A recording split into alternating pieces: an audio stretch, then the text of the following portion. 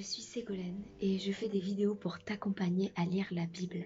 Si tu as des difficultés d'accès à la Bible ou bien si tu as un manque de motivation pour lire ta Bible chaque soir, et évidemment si tu apprécies la ASMR, je te propose des vidéos de lecture biblique en ASMR pour avancer dans la parole de Dieu en un clic. Retrouve donc ta lecture biblique et ton moment ASMR dans une seule vidéo pour te retrouver dans la paix du Seigneur chaque jour à 20 h.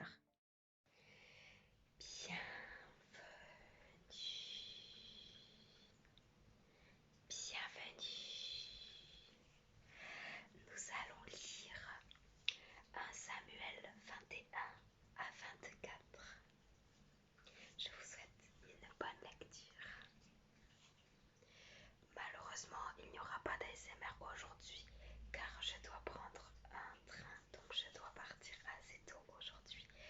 Par contre, je vais vous faire le compte rendu de lecture de hier et d'aujourd'hui, de 1 Samuel 18 si je ne me trompe pas à 1 Samuel 24. Voilà, il n'y aura pas non plus de vidéo demain car du coup je suis en déplacement et je reprendrai les vidéos vendredi. Aussi pas de surprise, on lira donc des psaumes sur les 2 prochains jours et non pas la suite de l'histoire de 1 Samuel. Voilà, je vous souhaite une bonne lecture. 21. David à Nob chez le prêtre Ahimelech. David se rendit à Nob chez le prêtre Ahimelech. Celui-ci vint tout inquiet à sa rencontre et lui demanda « Pourquoi es-tu seul sans aucun compagnon ?» David lui répondit « Le roi m'a donné un ordre, puis m'a dit « Personne ne doit connaître la mission que je te confie. C'est pourquoi j'ai donné rendez-vous à mes compagnons à un certain endroit. Pour l'instant, de quoi disposes-tu comme nourriture? Donne-moi 5 pains ou ce que tu peux trouver d'autre. » « Je n'ai pas de pain ordinaire, déclara le prêtre. Il n'y a ici que du pain consacré. Mais je peux t'en donner, pour autant que tes compagnons n'aient pas eu récemment de relations avec des femmes. » David lui dit « Bien sûr, de telles relations nous ont été interdites comme toujours en pareil cas. De plus, quand je pars en expédition, les armes et les compagnons sont consacrés. Et même si la présente expédition a un caractère profane, elle est aujourd'hui consacrée puisque les armes le sont. » Alors le prêtre remit à David les pains consacrés car il n'en avait pas d'autres. Ces pains avaient été offerts au Seigneur, puis retirés du sanctuaire pour être remplacés par des pains frais. Ce jour-là, un serviteur de Saül se trouvait au sanctuaire du Seigneur pour accomplir un devoir religieux. C'était un Édomite nommé Doeg, le plus robuste des bergers de Saül. David dit encore à Ahimelech « N'aurais-tu pas ici une lance ou une épée ? La mission du roi était si urgente que je n'ai eu le temps de prendre ni mon épée ni aucune autre arme. » « Il y a l'épée de Goliath, le Philistin que tu as vaincu dans la vallée de Térébinthe, répondit le prêtre. Elle se trouve derrière les habits sacerdotaux, enveloppée dans un manteau. Prends-la si tu veux, c'est la seule arme que nous avons ici. Donne-la-moi, répondit David, je n'en trouverai pas de meilleure. David chez les Philistins de Gath. Ce même jour, David continua de fuir Saül et se rendit chez Akish, le roi de Gath. Les ministres d'Akish dirent à leur maître « N'est-ce pas là David, le roi du pays d'Israël? C'est lui que les femmes chantaient en dansant. » Saül a battu des milliers d'ennemis. David en a battu des dizaines de milliers. David ressentit la gravité de ses propos et eut très peur du roi Akish. Il adopta un comportement anormal devant les Philistins. Il se mit à divaguer parmi eux, à tracer des signes sur les battants des portes et à baver dans sa barbe. Akish dit à ses ministres « Vous voyez, bien que cet homme a perdu la raison, pourquoi me l'amenez-vous? Est-ce que je manque de vous, que vous m'amenez encore celui-ci pour me fatiguer avec ses extravagances? Non, il n'entrera pas chez moi. » David devient chef de bande. 22. Là-dessus, David quitta Gath et se réfugia dans la caverne d'Adoulam. Lorsque ses frères et tous les siens l'apprirent, ils vinrent les rejoindre. De plus, les gens en difficulté, des endettés, des mécontents, en tout 400 personnes environ se rassemblèrent auprès de lui. Il devint leur chef. D'Adoulam, David se rendit à Mispé en Moab et dit au roi de Moab « Permets que ton père et ma mère viennent s'installer chez toi jusqu'à ce que je sache ce que tu vas faire de moi. » David les conduisit à la cour du roi de Moab, où ils demeurèrent pendant tout le temps que David resta dans son refuge. Un jour, le prophète Gad dit à David « Ne reste pas dans ce refuge, rentre au pays de Juda. » David partit donc et se rendit dans la forêt de Héret. Saül fait massacrer les prêtres de Nob. Saül apprit sur la colline à l'ombre d'un tamari, sa lance à la main. Tous les serviteurs se tenaient près de lui et il leur dit: Écoutez donc, vous les Benjaminites, est-ce que le fils de Jessé vous donnera à tous, comme moi, des champs et des vignes? Est-ce à vous que David confiera des commandements de ces régions et de ces compagnies? Non. Alors pourquoi complotez-vous tous contre moi? Personne ne m'informe que mon fils a conclu un pacte d'amitié avec David. Aucun de vous ne s'inquiète de m'informer quand mon fils incite cet individu à me tendre des pièges, comme c'est le cas aujourd'hui. Doeg, l'édomite, qui se trouvait parmi le serviteur de Saül, lui dit: Un jour j'ai vu le fils de Jessé arriver à Nob auprès d'Ahimelech, fils d'Ahitoub. Ahimelech a consulté le Seigneur pour lui. Il l'a ravitaillé et lui a donné l'épée de Goliath, le Philistin. Le roi envoya les gens chercher le prêtre Ahimelech ainsi que tous les membres de sa famille qui étaient prêtres à Nob. Il vint pour se présenter devant le roi. Saül dit à Ahimelech: Écoute donc, fils d'Ahitoub. Oui, majesté, répondit le prêtre. Pourquoi avez-vous comploté contre moi, toi et le fils de Jessé? Reprit le roi. Tu lui as donné de la nourriture et une épée, et tu as consulté Dieu pour lui afin qu'il se révolte contre moi et me tende des pièges, comme c'est le cas aujourd'hui. Ahimelech lui dit: Mais majesté, y a-t-il parmi tous tes serviteurs quelqu'un d'aussi fidèle que David? Il est ton gendre et le chef de la garde personnelle. Il est très honoré au palais. Ce n'est pas la première fois ce jour-là que je consultais Dieu pour lui. Loin de moi l'idée de comploter contre toi. Ne nous soupçonne pas, ni moi, ni personne de ta famille. En effet, j'ignorais absolument tout de cette affaire. Ahimelech, déclara le roi, vous mourrez, toi et toute ta famille. Puis le roi s'adressa à ses gardes du corps qui se trouvaient à ses côtés. Allez-y, leur dit-il, mettez à mort les prêtres du Seigneur, puisque eux aussi ont aidé David. Et ils savaient que David était en fuite et ils ne m'en ont pas informé. Mais aucun des gardes de Saül ne voulut porter la main sur les prêtres du Seigneur pour les tuer. Le roi dit alors à Doeg l'édomite: Vas-y, toi, tue ces prêtres. Doeg s'avança et de sa propre main tua les prêtres. Ce jour-là, il fit mourir 85 hommes qui avaient le droit de porter des habits sacrés. Quant à Nob, la ville de ses prêtres, Saül y fit massacrer les hommes, les femmes, les enfants et les bébés, de même que les bœufs, les ânes, les moutons et les chèvres.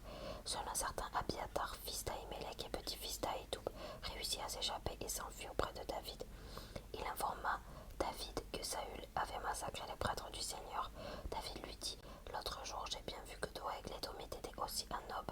Je savais qu'il raconterait tout à Saül. C'est donc moi qui suis responsable de la mort de tous les tiens.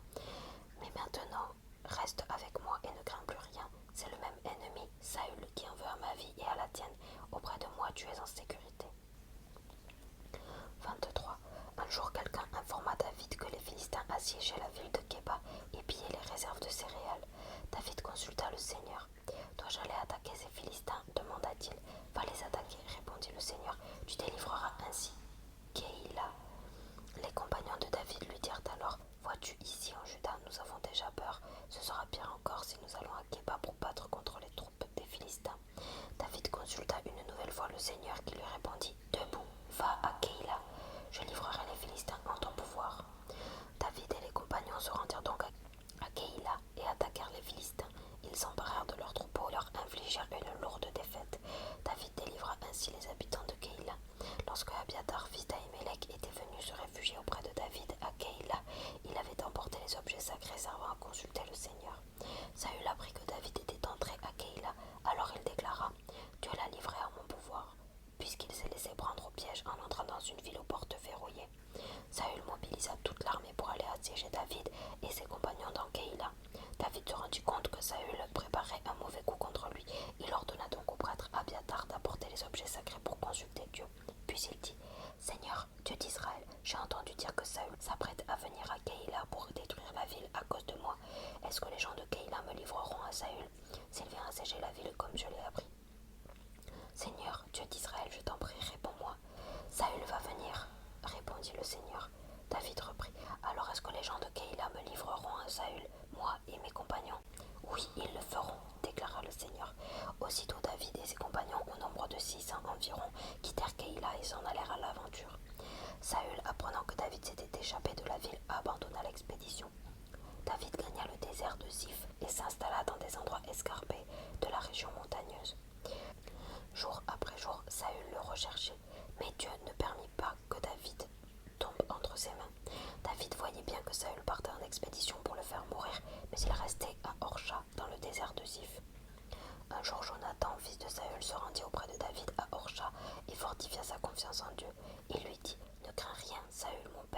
réussira pas à mettre la main sur toi. C'est toi qui seras roi d'Israël. Moi, je ne serai que ton proche collaborateur.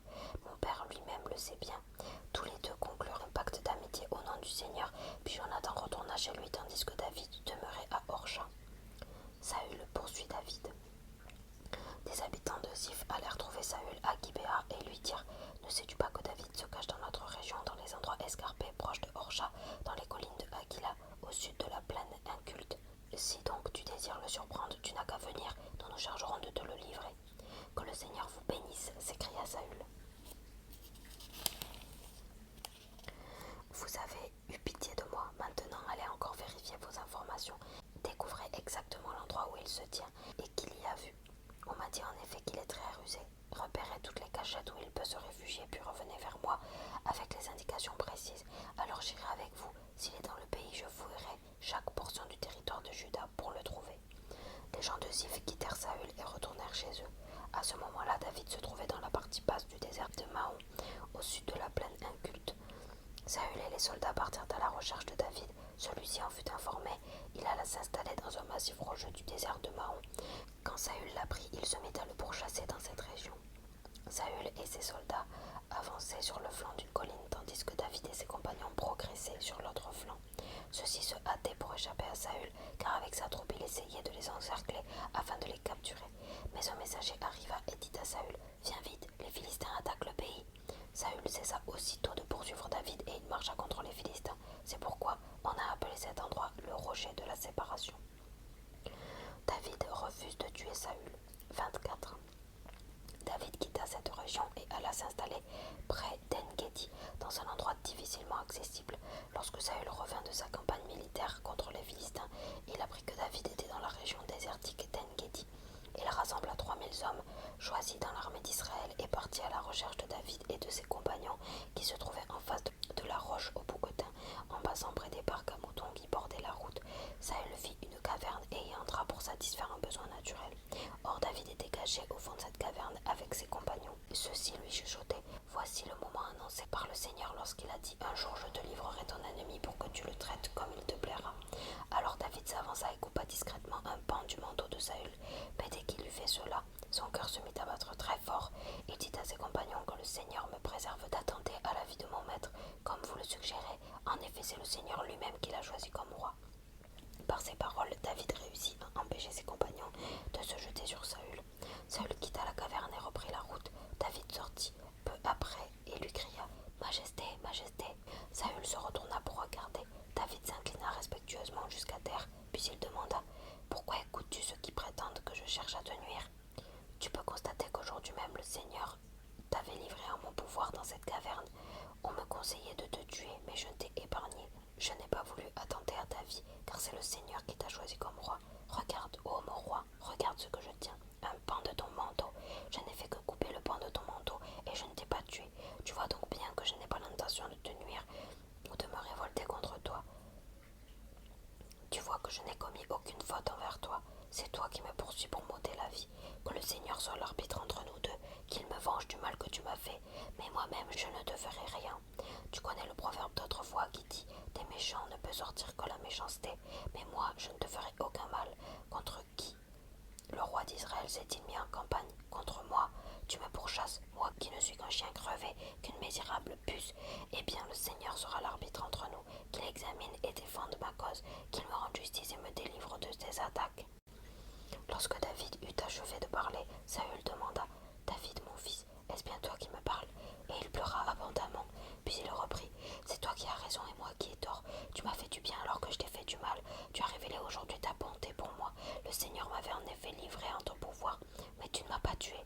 D'habitude, quand un homme surprend son ennemi, le laisse-t-il s'en aller, sain et sauf? Jamais. Le Seigneur te récompense donc pour le bien que tu m'as fait aujourd'hui.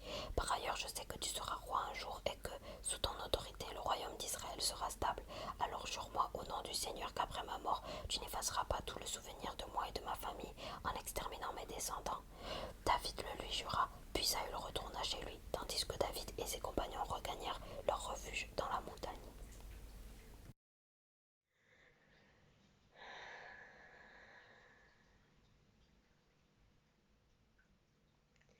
Alors, je vais vous faire le compte rendu de lecture pour parler déjà chapitres de la vidéo précédente, la vidéo d'hier, que vous pouvez regarder. Je vous mettrai dans la barre d'infos la vidéo. Comme ça, vous y aurez accès tout de suite si jamais vous n'avez pas lu la vidéo. Donc ne vous spoilez pas sur le compte rendu de lecture si jamais. J'ai beaucoup aimé tout simplement la fraternité qu'il y a entre Jonathan et David, malgré le fait que Saül soit un roi qui est devenu, par la volonté de Dieu, une personne de plus en plus terrible. Et d'ailleurs on le découvre dans la lecture d'aujourd'hui, puisque Saül assassine toute une population et assassine un bon nombre de prêtres dans ce chapitre. Au début j'étais très triste de devoir vous dire qu'il y a encore des massacres parce qu'on est encore dans l'Ancien Testament, mais heureusement, eh bien, le chapitre 24 de 1 Samuel me redonne un grand espoir parce que la leçon est encore plus grande, puisque David va annoncer à Samuel, je vais vous le lire parce que c'est juste un passage à retenir, c'est extraordinaire je trouve, c'est quelque chose qui renforce le cœur de tout chrétien je pense. Des méchants ne peut sortir que la méchanceté, mais moi je ne te ferai pas de mal. Et grâce à cette grande volonté d'amour et de respect envers son Dieu et de respect envers les autres êtres humains, même Saül qui se révèle être une personne atroce, eh bien David lui accorde non pas une forme de pardon, mais refuse de lui faire du mal et refuse de se mettre au combat avec lui. En sachant en plus que David est quelqu'un qui a fait ses preuves avec le combat contre Goliath. Donc du coup, c'est un très beau passage puisqu'on voit que David est toujours en forte connexion, sa foi est toujours renforcée parce qu'il continue à communiquer avec Dieu, à avancer avec lui, à faire sa volonté. Et ensuite, du coup, Saül fait ce massacre, mais malgré tout, David lui apporte une parole théique à nouveau et toujours habité de Dieu, et ça permet d'apaiser la souffrance de Saül au fond de lui. Et ce péché